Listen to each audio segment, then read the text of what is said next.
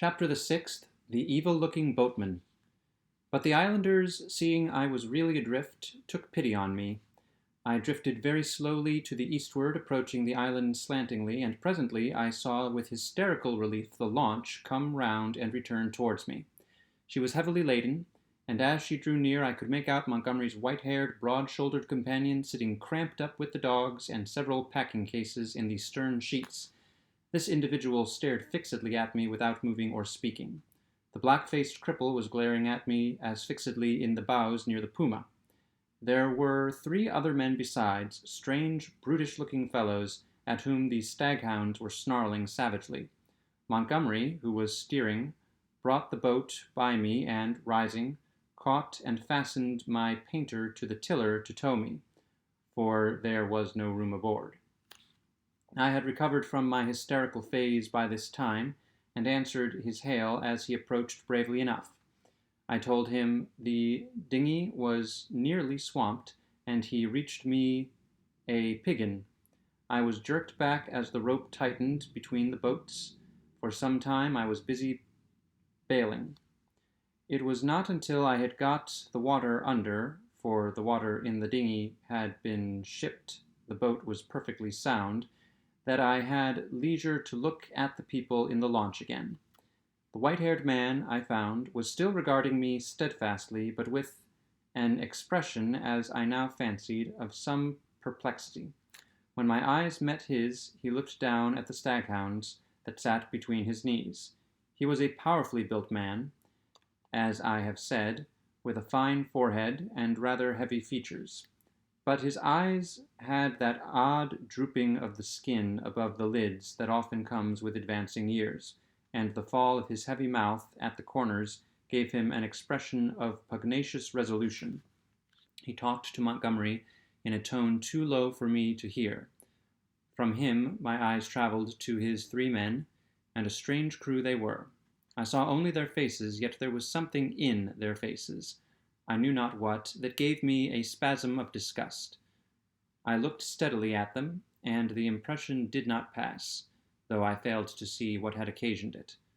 They seemed to me, then, to be brown men, but their limbs were oddly swathed in some thin, dirty white stuff, down even to the fingers and feet. I have never seen men so wrapped up before, and women so only in the East. They wore turbans, too, and thereunder peered out their elfin faces at me, faces with protruding lower jaws and bright eyes. They had lank black hair, almost like horsehair, and seemed, as they sat, to exceed in stature any race of men I have seen. The white-haired man, who I knew was a good 6 feet in height, sat a head below any one of the 3. I found afterwards that really none were taller than myself, but their bodies were abnormally long, and the thigh part of the leg short and curiously twisted. At any rate, they were an amazingly ugly gang, and over the heads of them, under the forward lug, peered the black face of the man whose eyes were luminous in the dark. As I stared at them, they met my gaze, and then first one and then another turned away from my direct stare and looked at me in an odd, furtive manner. It occurred to me that I was perhaps annoying them, and I turned my attention to the island we were approaching. It was low and covered with thick vegetation, chiefly of the inevitable palm trees. From one point a thin white thread of vapor rose slantingly to an immense height and then frayed out like a down feather. We were now within the embrace of a broad bay flanked on either hand by a low promontory. The beach was of a dull gray sand and sloped steeply up to a ridge, perhaps 60 or 70 feet above the sea level, and irregularly set with trees and undergrowth. Halfway up was a square stone enclosure that I found subsequently was built partly of coral and partly of pumiceous lava. 2 thatched roofs peeped from within this enclosure. A man stood awaiting us at the water's edge. I fancied, while we were still far off, that I saw some other and very grotesque-looking creatures scuttle into the bushes upon the slope, but I saw nothing of these as we drew nearer. This man was of a moderate size, and with a black negroid face. He had a large, almost lipless mouth, extraordinary, lank arms, long, thin feet, and brown legs, and stood with his heavy face thrust forward, staring at us. He was dressed like Montgomery, and his white-haired companion in jacket and trousers of blue serge. As we came still nearer, this individual began to run to and fro on the beach, making the most grotesque movements. At a word of command from Montgomery, the 4 men in the launch sprang up with singular awkward gestures and struck the lugs. Montgomery steered us round and into a narrow little dock excavated in the beach. Then the man on the beach hastened towards us. This dock, as I call it, was really a mere ditch, just long enough at this phase of the tide to take the longboat.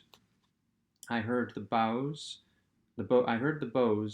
ground in the sand, staved the dinghy off the rudder of the big boat with my piggin, and freeing the painter, landed. The 3 muffled men, with the clumsiest movements, scrambled out upon the sand, and forthwith set to landing the cargo, assisted by the man on the beach.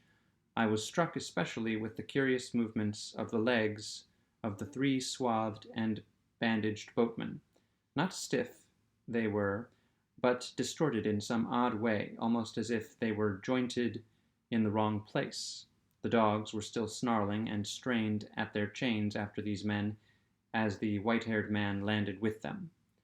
The 3 big fellows spoke to one another in odd guttural tones, and the man who had waited for us on the beach began chattering to them excitedly, a foreign language as I fancied, as they laid hands on some bales piled near the stern. Somewhere I had heard such a voice before, and I could not think where. The white-haired man stood holding in a tumult of 6 dogs and bawling orders over their din. Montgomery, having unshipped the rudder, landed likewise, and all set to work at unloading. I was too faint, what with my long fast and the sun beating down on my bare head, to offer any assistance. Presently the white-haired man seemed to recollect my presence, and came up to me. "You look," said he, "as though you had not breakfasted." His little eyes were a brilliant black under his heavy brows. "I must apologize for that. Now you are our guest, we must make you comfortable, though you are uninvited, you know." He looked keenly into my face. "Montgomery says you are an educated man, Mr. Prendick. Says you know something of science. May I ask what that signifies?" I told him I had spent some years at the Royal College of Science, and had done some research in biology under Huxley. He raised his eyebrows slightly at that. "That alters the case a little, Mr. Prendick," he said, with a trifle more respect in his manner. "As it happens, we are biologists here. This is a biological station, of a sort." His eye rested on the men in white who were busily hauling the Puma on rollers towards the walled yard. "I and Montgomery, at least," he added. Then, "When you will be able to get away, I can't say. We are off the track to anywhere. We see a ship once in a 12-month or so." He left me abruptly and went up the beach past this group, and, I think, entered the enclosure. The other 2 men were with Montgomery, erecting a pile of smaller packages on a low-wheeled truck. The llama was still on the launch with the rabbit hutches. The staghounds still lashed to the thwarts. The pile of things completed, all 3 men laid hold of the truck and began shoving the ton weight or so upon it after the Puma.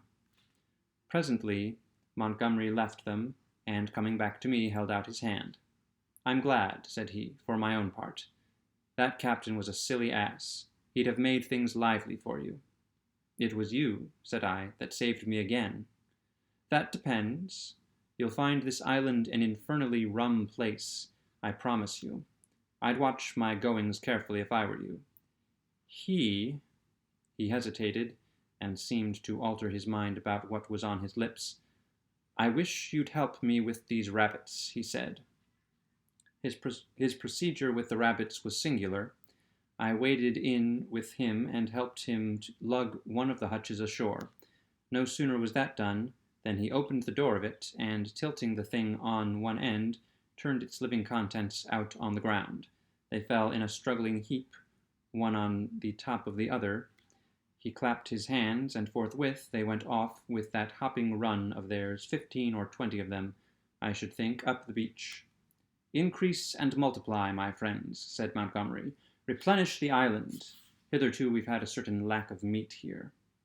As I watched them disappearing, the white-haired man returned with a brandy flask and some biscuits. "Something to go on with Prendick," said he, in a far more familiar tone than before. I made no ado, but set to work on the biscuits at once, while the white-haired man helped Montgomery to release about a score more of the rabbits. 3 big hutches, however, went up to the house with the puma. The brandy I did not touch, for I have been an abstainer from my birth.